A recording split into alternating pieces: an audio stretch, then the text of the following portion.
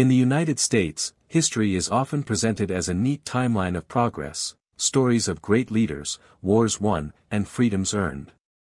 Yet behind this carefully curated narrative lies another history, one that has been systematically overlooked, undertaught, and in some cases, intentionally erased. This is the story of Black history in America. While textbooks highlight a few pivotal moments, the end of slavery, the civil rights movement, and perhaps the name of Dr. Martin Luther King Jr., these glimpses barely scratch the surface of the depth, struggle, and triumphs that truly shaped the nation. Think back to your own schooling. How often did you hear about the brilliance of ancient African civilizations that flourished long before Europe's rise? How many lessons did you sit through that detailed the countless ways enslaved people resisted bondage, not just through uprisings, but through culture, language, and survival? Did anyone tell you about communities of Black entrepreneurs who built thriving towns and businesses, only to see them violently destroyed?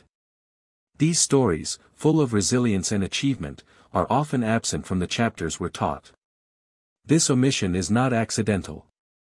For generations, school curricula have been designed to highlight certain stories while silencing others.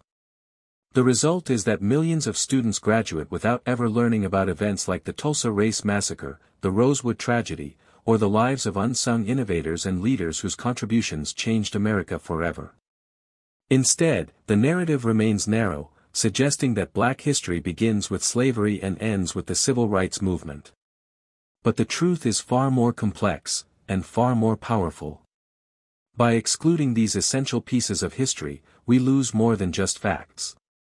We lose the opportunity to understand the roots of today's struggles, the strength of a people who refuse to be defined by oppression, and the brilliance of those who contributed to art, science, business, and culture in ways that shaped the modern world. Black history is not a side note to the American story, it is the American story. As we peel back the layers of silence, we uncover a reality that challenges us to think differently about the past and to see the present more clearly. This is not about shame or blame. It's about truth. It's about reclaiming the voices that have been hidden and giving them the place they deserve in the broader narrative of humanity. If you've ever felt like the version of history you were taught left too many questions unanswered, you're not alone. Together, we're going to explore the untold stories, the hidden struggles, and the extraordinary triumphs that history books often ignore. And by doing so, we'll gain a fuller picture of not just Black history, but of the world we live in today. So, if you're ready to dive deeper into the truths that schools never taught you, make sure to hit that like button, subscribe to the channel, and share this video with others who believe history should be told in full. The journey begins here. When most of us think back to what we were taught about Black history in school, a familiar pattern emerges. The lessons often began with slavery, harsh images of chains, plantations, and the suffering of millions who were brought to America against their will. Then, almost as if by fast forward, the story jumped ahead to the civil rights movement of the 1950s and 60s.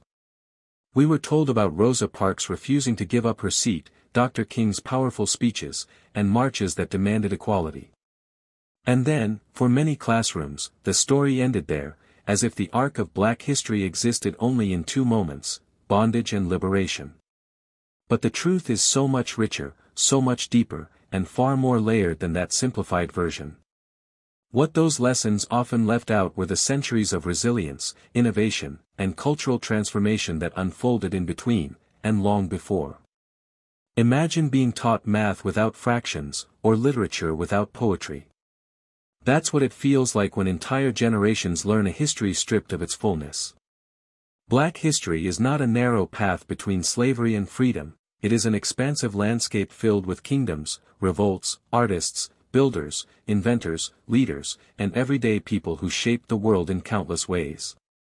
Long before ships ever crossed the Atlantic, civilizations in Africa were centers of knowledge and trade.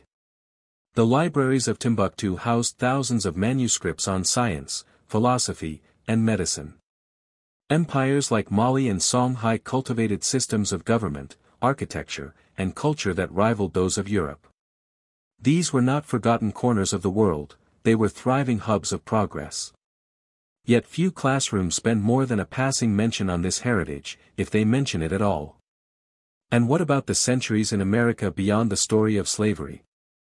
Rarely do students hear about the thousands of men and women who resisted bondage not only through open rebellion but through everyday acts of defiance, teaching themselves to read in secret, creating coded songs that carried messages of escape, or building families and traditions under impossible circumstances.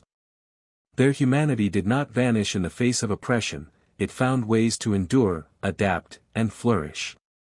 Then there are the stories of free black communities that blossomed in the shadows of inequality. Towns founded by black entrepreneurs in places like Oklahoma and Florida grew into centers of culture and business. These weren't isolated pockets of survival, they were thriving examples of self-determination. Yet, too often, these communities faced violent destruction, their histories buried along with the ruins. Without acknowledging them, the narrative we learn in school makes it seem as though progress only came when laws were changed, not when ordinary people built and rebuilt their lives against all odds. Beyond towns and communities, the contributions of black inventors, scientists, and artists rarely make it into the curriculum.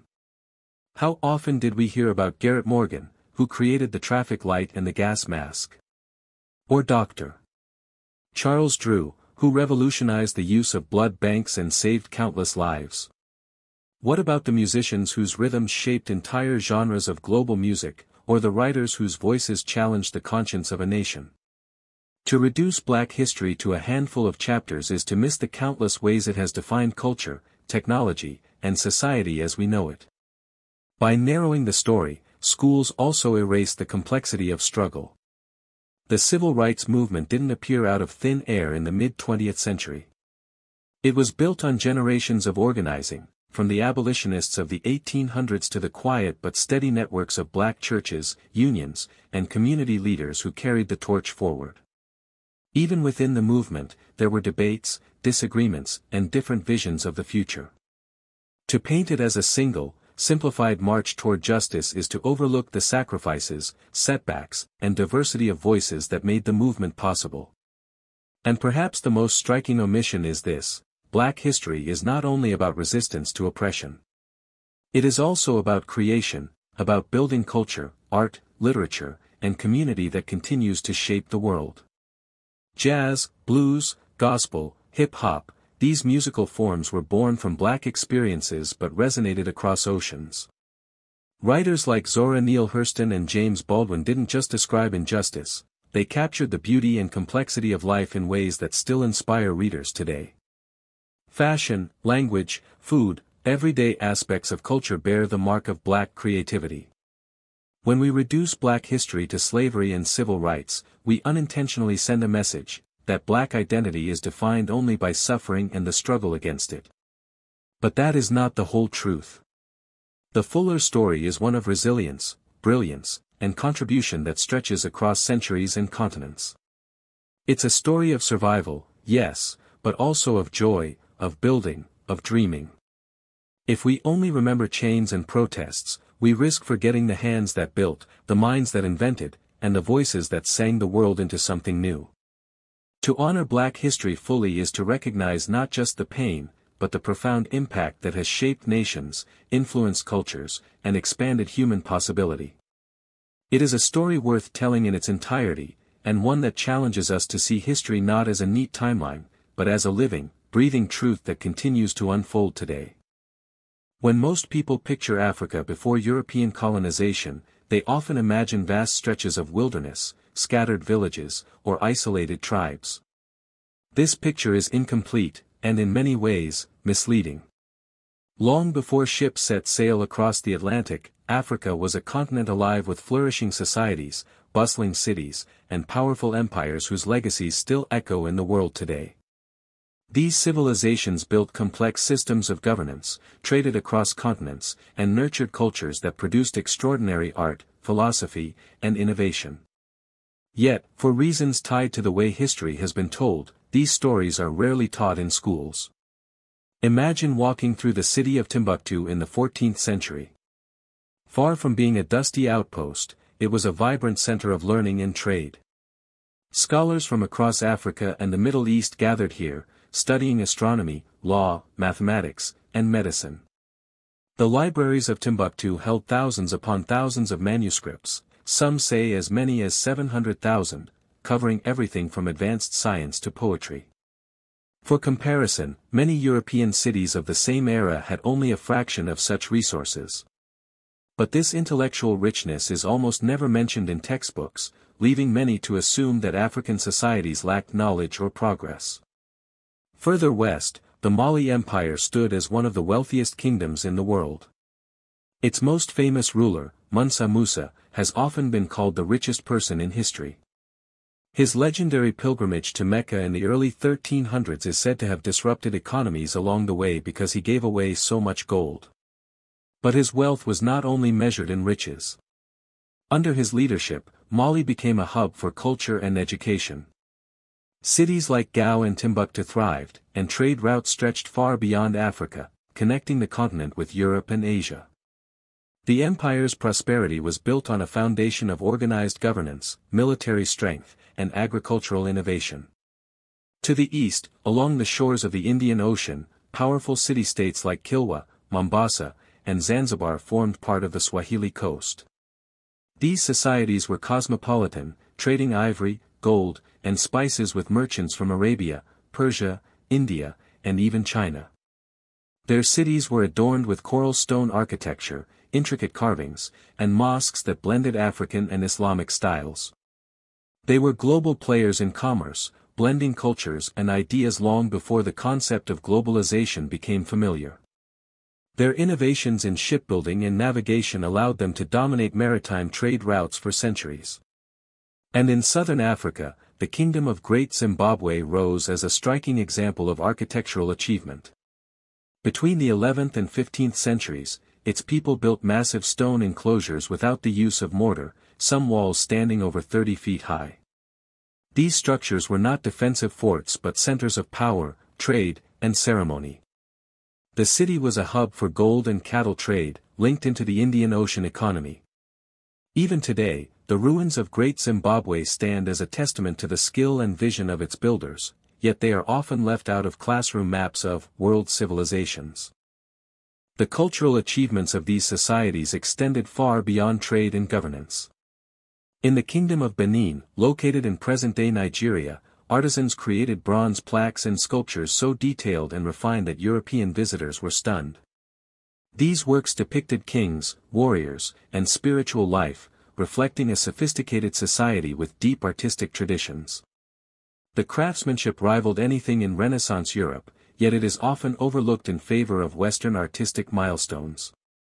Music, too, flourished in ways that would echo across centuries.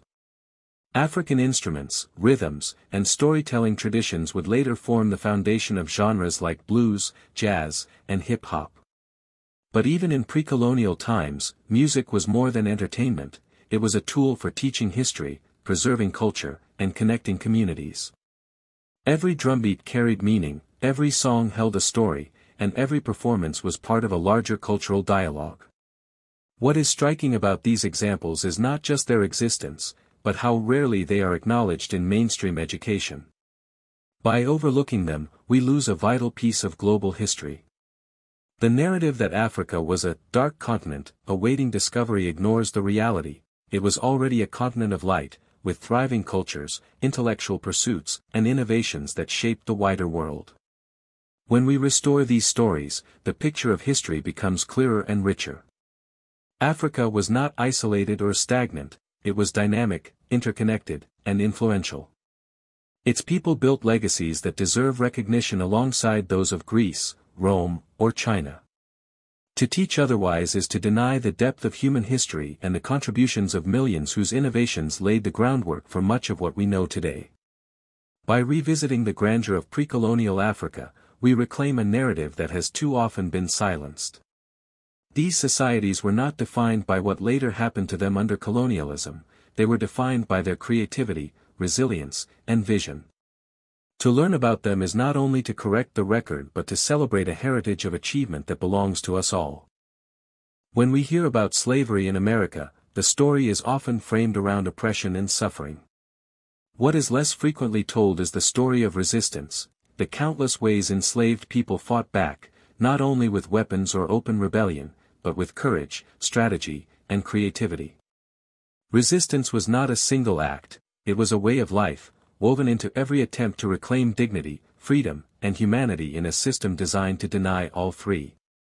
One of the most visible forms of resistance came through revolts.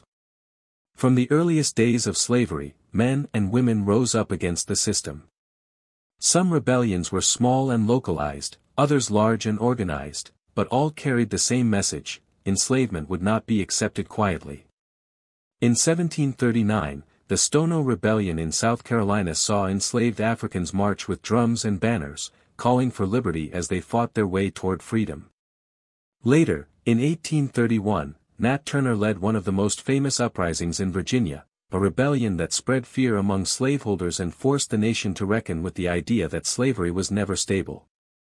These uprisings were brutally suppressed, but they demonstrated that people who were treated as property refused to see themselves that way. They fought because they believed in a different future, even when the odds were against them.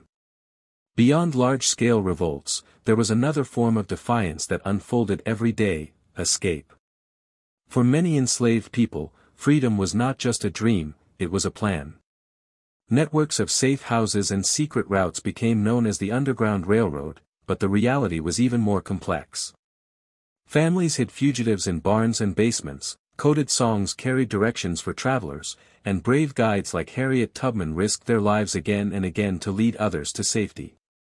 Some escapes were solitary journeys across rivers, swamps, and forests, while others were collective efforts involving dozens of people moving in silence through the night. Each act of escape chipped away at the system, proving that no chain was unbreakable and no wall too high to climb. Yet resistance did not always mean open defiance or flight. It also lived quietly, in the preservation of culture, traditions, and memory. Enslaved Africans brought with them languages, spiritual practices, music, and foodways that would not be erased despite every effort to suppress them. Songs sung in the fields often carried double meanings: on the surface, hymns of faith, but beneath the words, coded messages of resistance or hope. Spirituals like these became a way to hold on to identity and to pass down knowledge in secret. Storytelling was another powerful tool. Folktales about clever tricksters like Br Rabbit carried deep lessons about survival and resistance. These stories were more than entertainment for children, they were roadmaps for navigating a world of danger, teaching resilience, wit, and the importance of community. Every tale told around the fire, every dance performed in secret, every meal cooked with ingredients blended from African, native, and European traditions was an act of preservation, a refusal to let culture be extinguished. Work itself became a space for resistance. Enslaved people slowed down tasks, broke tools, or feigned illness as ways to sabotage the system that exploited their labor. These acts of subtle defiance may not have made the history books, but they were critical in asserting agency. They said, in effect, "You may own my body, but not my will." These everyday choices disrupted plantations and reminded enslavers that control was never absolute. Religion, too, became a powerful weapon of resistance. While many were forced into Christianity by their enslavers, they reinterpreted the faith to align with their own struggle for freedom. Biblical stories like the Exodus, where Moses led the Israelites out of bondage, became symbols of hope and defiance. Worship services held in secret, sometimes called hush harbors, were places where enslaved people could speak openly, pray, and dream of liberation. These gatherings were not just spiritual, they were political, planting the seeds for future movements of resistance. Taken together, these acts of defiance paint a very different picture of slavery than the one often taught. Enslaved people were not passive victims of their circumstances. They were thinkers, fighters, creators, and leaders who carved out spaces of freedom in the midst of oppression. Their resistance was both dramatic and subtle, loud and quiet, immediate and long-lasting. Perhaps the most powerful legacy of this resistance is how it shaped the generations that followed. The courage of those who revolted, the determination of those who escaped, and the creativity of those who preserved culture all laid the groundwork for later struggles for equality. The civil rights movement of the 20th century did not emerge from nowhere, it was the continuation of centuries of defiance and resilience. By remembering these stories, we honor not only the suffering endured but also the strength that endured alongside it. Resistance took many forms, but all carried the same message: freedom was always worth fighting for. History books often present America as a nation that steadily marched toward justice, highlighting progress while leaving out the shadows that complicate the story. Yet within the 20th century, there were moments of devastation so profound that entire communities were forever altered. These were not natural disasters, but deliberate acts of violence against thriving black communities. The events of Tulsa in 1921, Rosewood in 1923, and many others are rarely given the attention they deserve in classrooms, leaving generations unaware of the scale of what was lost. In the early 1900s, Greenwood in Tulsa, Oklahoma, was one of the most prosperous black communities in the country. Known as Black Wall Street, it was home to doctors, lawyers, business owners, educators, and families who had built wealth and stability despite the barriers of segregation. Imagine streets lined with shops, theaters, restaurants, and homes that reflected pride and progress. It was a symbol of what was possible even in the face of widespread discrimination. But in May of 1921, everything changed. Tensions fueled by rumors and racism exploded into violence. Over the course of 2 days, Greenwood was set ablaze. Businesses were destroyed, homes were reduced to ash, and lives were lost. Airplanes dropped incendiary devices, an almost unthinkable act for that era. Survivors described running for their lives as the place they had worked so hard to build vanished before their eyes. What had taken decades to create was erased in less than 48 hours. For years, the story was buried, omitted from official records, ignored in schools, and left out of local conversations. Many survivors and their descendants carried the memory in silence, knowing the wider world would not acknowledge their pain. Just 2 years later, in Rosewood, Florida, another tragedy unfolded. Rosewood was a small but vibrant black town, a close-knit community where families lived, farmed, and supported one another. But in January of 1923, after a false accusation sparked racial violence, the town was invaded. Homes were torched, residents were killed, and survivors fled into the swamps to escape. Within days, Rosewood was gone, its people scattered, its existence nearly wiped off the map. For decades afterward, the name Rosewood disappeared from common knowledge, as if the town had never existed at all. These stories are not isolated incidents. Throughout American history, there were other communities that suffered similar fates, places where black prosperity was met with hostility, where jealousy and fear turned into destruction. What makes these events even more tragic is not only the loss of life and property but the erasure that followed. When textbooks skip over these chapters, they deny students the chance to understand the full scope of history. The erasure has consequences that extend beyond the past. Without knowledge of these events, it becomes harder to understand the roots of economic disparities today. Generations of wealth, land, and opportunity were destroyed in moments of violence. Families that might have passed down businesses, property, or savings instead were left to start over with nothing. The silence in textbooks is not just an omission, it is a barrier to seeing how the past continues to shape the present. Yet even in the face of this silence, survivors and their descendants carried the truth forward. Oral histories kept the memory alive, passed down quietly at family gatherings, whispered in communities that knew what had happened even if the wider world pretended otherwise. Eventually, through persistent effort, these stories began to resurface. The Tulsa Massacre, once nearly forgotten, is now being studied, documented, and taught more widely. Rosewood, too, has been acknowledged through official investigations and memorials. The process has been slow, but it proves that truth has a way of breaking through even decades of silence. Telling these stories is not about reopening old wounds, it is about recognizing wounds that were never allowed to heal. By learning about Tulsa, Rosewood, and other erased histories, we honor the lives lost and the resilience of those who endured. We also gain a clearer understanding of the forces that shaped modern America. These communities were not simply destroyed, they were intentionally removed from the narrative, and that act of erasure is as important to confront as the violence itself. Imagine how different our understanding of history would be if, alongside stories of triumph, we were also taught the stories of resilience in the face of destruction. If children grew up knowing about Black Wall Street, not just as a tragedy but as a vision of what Black excellence achieved before it was torn away. If Rosewood was remembered not only for its loss but also for the strength of its survivors. These stories, when taught honestly, expand our understanding of what America has been, and what it can still become. The past cannot be undone, but it can be faced. When hidden histories are brought to light, they give us the tools to see the present more clearly and to imagine a future where truth is no longer optional. Tulsa, Rosewood, and countless other erased stories remind us that history is never as simple as textbooks suggest. The question is whether we are willing to confront it fully. When we talk about segregation, the story is often told in broad strokes.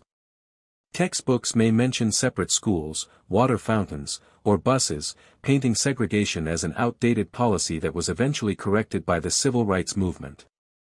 But what these lessons often fail to capture is the daily reality of living under such a system, the way segregation was not just about physical separation but about enforcing a strict racial hierarchy that touched every corner of life. For those who lived through it, segregation was more than laws on paper. It was a constant reminder that society had been structured to declare some people worthy of opportunity and dignity while denying both to others. In towns and cities across the South, signs marked "whites only" and "colored" created boundaries that were impossible to ignore. They weren't just signs, they were symbols of a system designed to keep people in their place. Children grew up learning which schools they could attend, which libraries they could use, even which amusement parks they could visit. Families knew which neighborhoods they could live in, often restricted by law or unwritten rules that made crossing those lines dangerous. Schools, in particular, became a clear reflection of this system. Black children were sent to underfunded classrooms with outdated books and hand-me-down supplies from white schools. Teachers worked tirelessly to educate their students, but they had to do so in buildings that often lacked basic resources. Meanwhile, white schools received the bulk of funding, with newer facilities and greater opportunities. This imbalance was not accidental, it was a deliberate effort to limit what the next generation of Black children could achieve. Transportation was another daily battle. Riding a bus could mean walking past rows of empty seats, only to sit at the back because the law demanded it. Train stations had separate waiting rooms, restaurants had separate entrances, and movie theaters placed Black families in balconies away from the main floor. These separations were designed not just to inconvenience but to reinforce the idea that equality was out of reach. Beyond these physical separations, segregation seeped into economic life.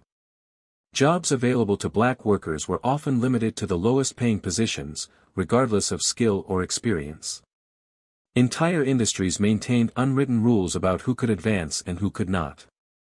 Access to loans, land ownership, and fair wages was systematically restricted. The barriers of segregation were not just social, they were financial, ensuring that prosperity was reserved for some while withheld from others. Even something as simple as public safety reflected the realities of the era. Law enforcement often upheld segregation with force, punishing those who dared to cross the boundaries. Protests were met with arrests, violence, and intimidation.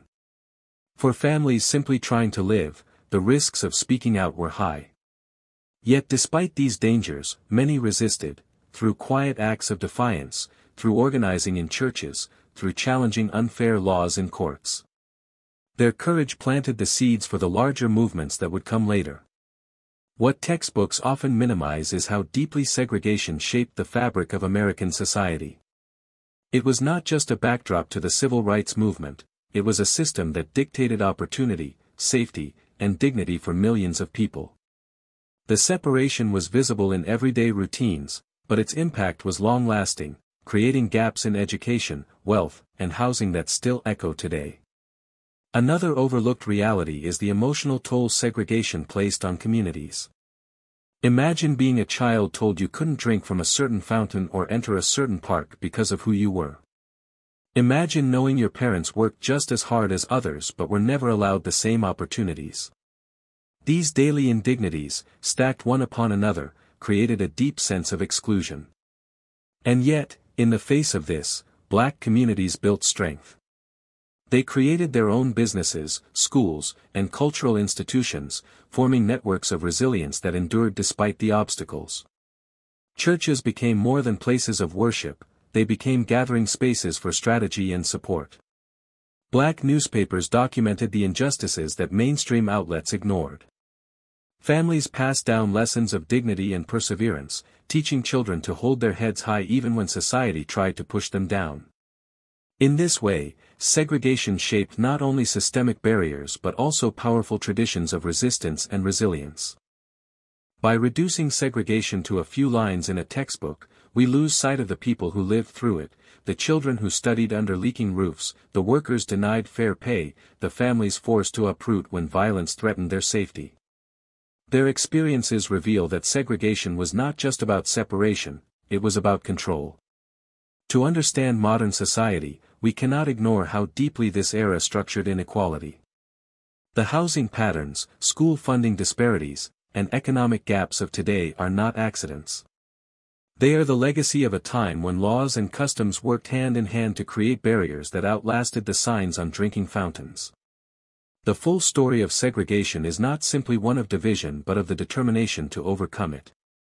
By facing this history honestly, we gain more than knowledge, we gain perspective on how resilience is born in struggle and how progress is never inevitable but fought for, step by step, generation by generation. When we look back at the way history is often taught in schools, the contributions of Black Americans in science, business, the arts, and politics are frequently brushed aside or condensed into a handful of familiar names.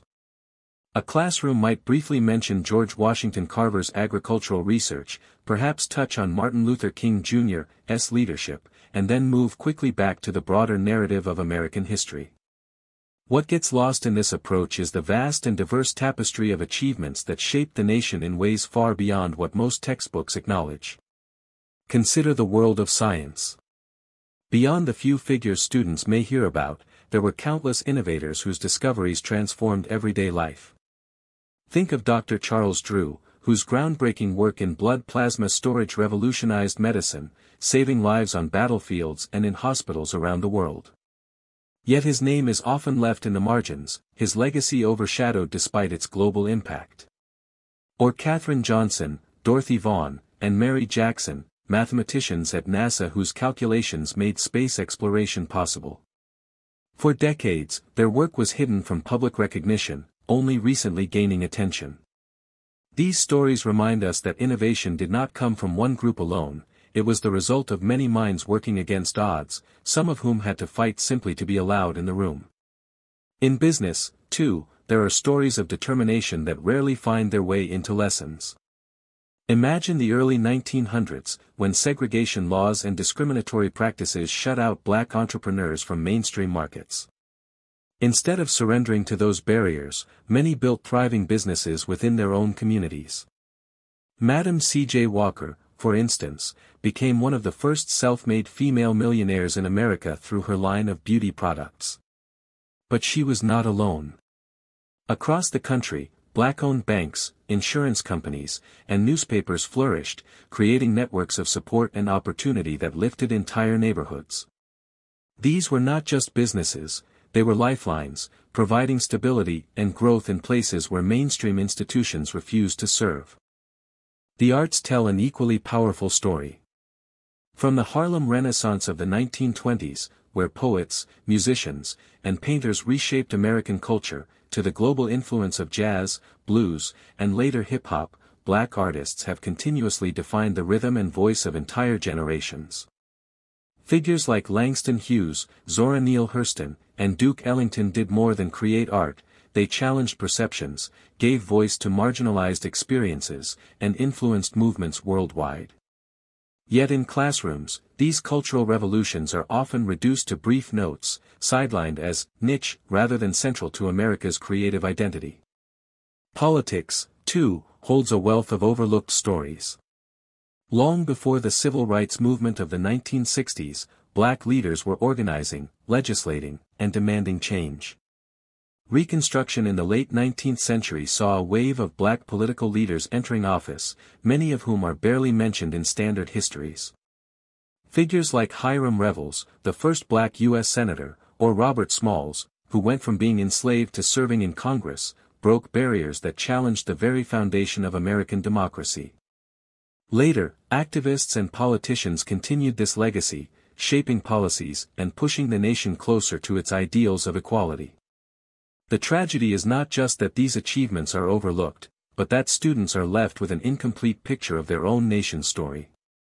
When contributions in science, business, arts, and politics are minimized, it suggests that progress came from only one part of society, erasing the labor, creativity, and leadership of those who were often forced to fight twice as hard for recognition.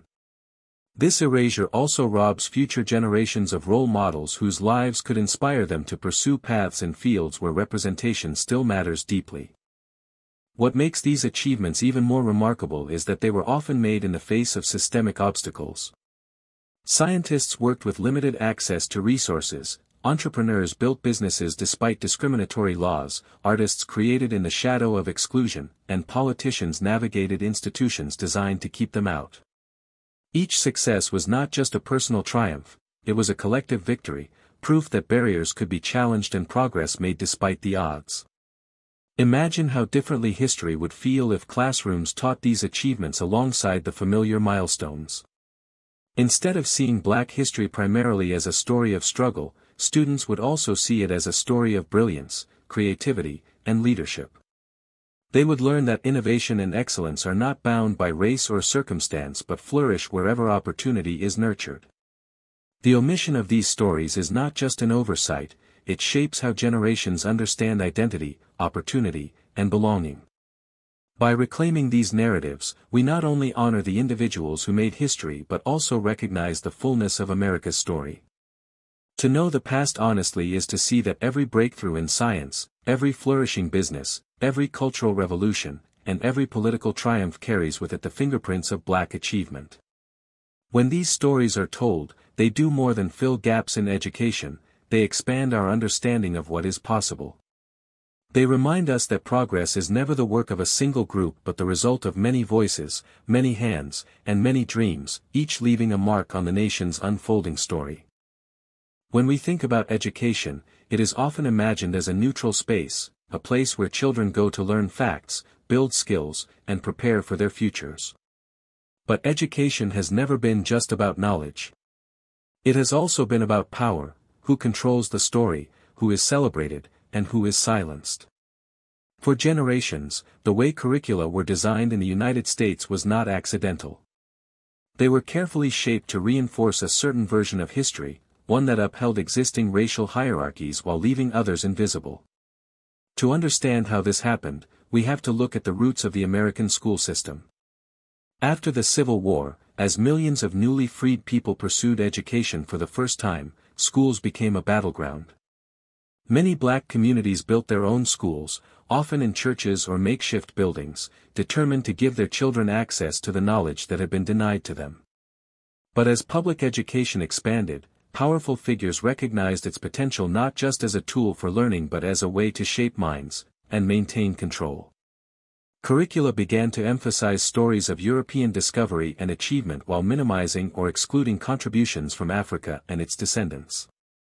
Textbooks told tales of noble explorers, discovering lands that were already inhabited, while glossing over the violence that followed. They highlighted presidents and inventors, while skipping over the accomplishments of Black leaders, scientists, and artists. The narrative was clear: progress and civilization came from one side of history, while the other side was relegated to the margins. This shaping of education was not just about omission, it was about intentional framing. For decades, textbooks described slavery in softened language, portraying it as a benign system where enslaved people were cared for by their enslavers, ignoring the brutality and resistance that defined the experience. In some cases, students were even taught that enslaved people were loyal and happy, a distortion designed to justify a racial hierarchy long after the practice itself had ended. By controlling how the past was presented, schools reinforced the idea that inequality was natural, even inevitable. Segregated education made this even more apparent. Black children were often given outdated materials, books that not only lacked resources but carried narratives that dismissed their worth. Imagine sitting in a classroom, opening a history book, and finding no reflection of your ancestors' achievements, only images and stories that reinforced stereotypes. This silence was not neutral. It was deliberate, a way of teaching children both black and white where they belonged in the social order. The effects extended beyond history lessons. Literature classes often centered on European and American authors, while voices from black writers were left out. Science classes rarely acknowledged contributions from black innovators, leaving students with the impression that progress was created only by others. Even civics classes, designed to teach about democracy and citizenship, often ignored the struggles and victories of black communities who fought to make those ideals a reality. The absence was loud, and it shaped how generations understood themselves and one another. What makes this even more striking is how educators and leaders often defended these choices. Some argued that teaching the full truth would be too divisive, while others insisted that highlighting black achievement might distort the story of progress. In reality, these decisions protected the status quo, ensuring that the classroom became another institution where racial hierarchies were reinforced rather than challenged. But despite these barriers, families and communities created their own ways of passing down knowledge. Black teachers, often working with very few resources, used their classrooms to instill pride and resilience. Parents and grandparents told stories at home, preserving histories that textbooks ignored. Churches became spaces of education as well as faith, teaching lessons about strength, justice, and identity. This counter-education was just as important as what happened in official schools. It was a way of resisting the narrative imposed from above. Over time, cracks began to appear in the carefully constructed curriculum. The civil rights movement brought demands for not only legal equality but educational reform. Activists called for more honest textbooks, for the inclusion of black literature and history, and for curricula that reflected the reality of the nation's diversity. These demands faced resistance, but they planted seeds that continue to grow today. Even now, debates rage about what should be taught in schools. The fact that these debates persist is proof of how powerful education is in shaping society. The stories told, or left untold, within classrooms have lasting effects on how young people see themselves and the world around them. By understanding how curricula were once designed to maintain racial hierarchies, we can better recognize the importance of telling fuller, truer stories today. Education can either reinforce inequality or challenge it. The past shows us that when those in power controlled the curriculum, it was used as a tool of division. But it also shows us that communities resisted, creating their own spaces of knowledge and pride. The question now is whether we will continue to let old patterns dictate the future, or whether we will embrace an education system that reflects the richness of all its people. When most people think about American history, the story often unfolds like a march toward progress. The Revolution, the Constitution, the Civil War, the Great Inventions, the March of Democracy, it is a narrative of steady advancement, of a nation always moving closer to freedom and unity. But when we start teaching the full scope of black history, this tidy version begins to unravel. It reveals not just triumphs but also contradictions, not just unity but deep divisions. It forces us to confront a truth that is far more complex than the simplified story we are used to hearing. Imagine sitting in a classroom where the American story is told as a series of milestones: independence in 1776, the end of slavery in 1865, and the Civil Rights Act in 1964. At first glance, it feels like a straight line of progress. But what happens when you add the missing chapters? Suddenly, you see that even as freedom was declared in the 18th century, hundreds of thousands of people remained enslaved. You realize that the end of slavery was followed not by equality, but by decades of segregation, violence, and systemic barriers. You learn that while the nation was building railroads and skyscrapers, black communities were building thriving towns, only to see them destroyed by mob violence or exclusionary laws. This fuller picture disrupts the dominant narrative. It reminds us that progress was not automatic or guaranteed, it was fought for, resisted, and at times reversed. It shows that unity was not a given but something people struggled to achieve against overwhelming odds. And that makes many uncomfortable, because it challenges the idea of America as a nation that has always lived up to its ideals. But discomfort is not the same as division. Teaching these stories is not about tearing down unity, it's about creating a more honest foundation for it. When we ignore the realities of Black history, we build a false sense of togetherness, one that collapses the moment it is tested. But when we face the whole truth, we allow space for a deeper kind of unity, one rooted in justice and mutual recognition. Think of the Haitian Revolution, which inspired enslaved people across the Americas but was long left out of U.S. classrooms. Or the countless Black inventors, entrepreneurs, and artists whose contributions were overshadowed, even as their work powered American progress. To acknowledge these stories is to expand the narrative, to say that the nation's achievements were not the work of one group alone but the result of many hands, often working in the shadows. There is also power in telling the stories of resistance, of enslaved people who risked their lives to escape, of communities who stood together against violence, of leaders who demanded rights long before the law recognized them. These stories don't weaken the idea of American progress.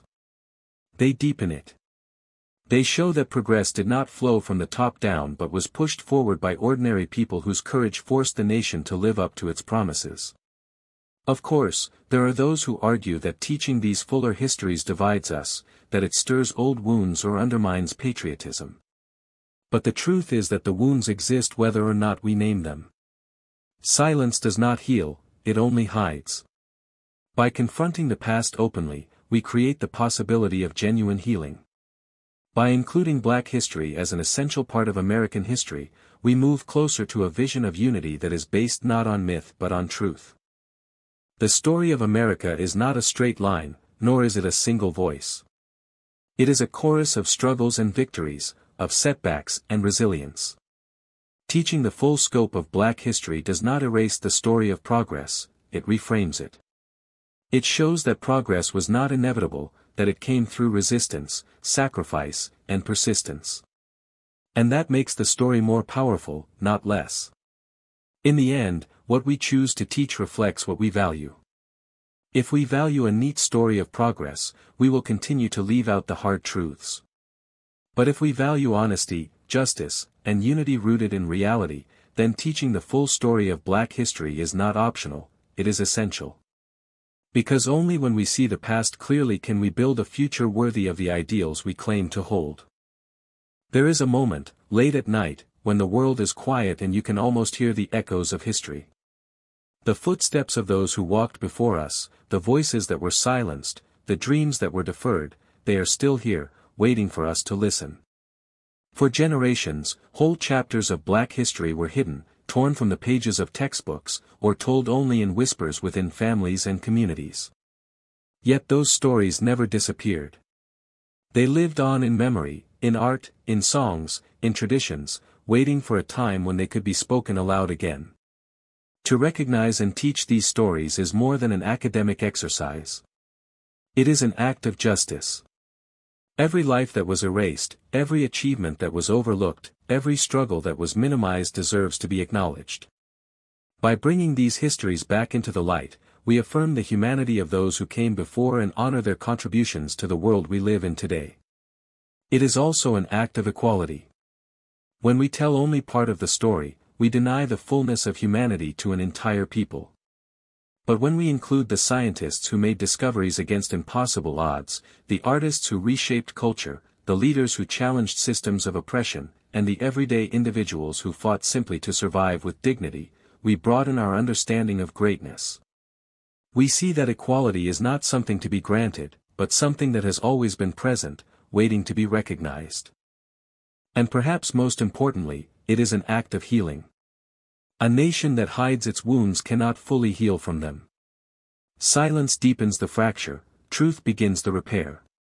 By acknowledging suppressed Black history, we create space for conversations that are difficult but necessary. We give ourselves the chance to learn not only from moments of injustice but also from stories of resilience, courage, and brilliance. In doing so, we make it possible to imagine a future built not on denial but on shared truth. Picture a classroom where students see themselves reflected in the history they learn, not just as footnotes or side stories, but as central characters in the American narrative. Imagine communities where the weight of untold history is lifted because the truth has finally been spoken. Envision a society where healing begins not by pretending the past was perfect, but by facing it with honesty and humility. This is the power of teaching suppressed history. It transforms not just how we see the past, but how we shape the future. And so, as we reach the end of this journey together, let us carry forward a simple truth, recognizing in teaching suppressed Black history is not optional, it is essential. It is the key to justice, the path to equality, and the doorway to collective healing. Without it, the story remains unfinished. With it, we can finally begin to see the full picture of who we are and who we might yet become. If this story moved you, if you believe these truths deserve to be told, I invite you to like this video, subscribe to the channel, and share it with others so that more voices can join this conversation. Together, we can ensure that these stories are never silenced again. Thank you for being here, and until next time, sleep well, and good night.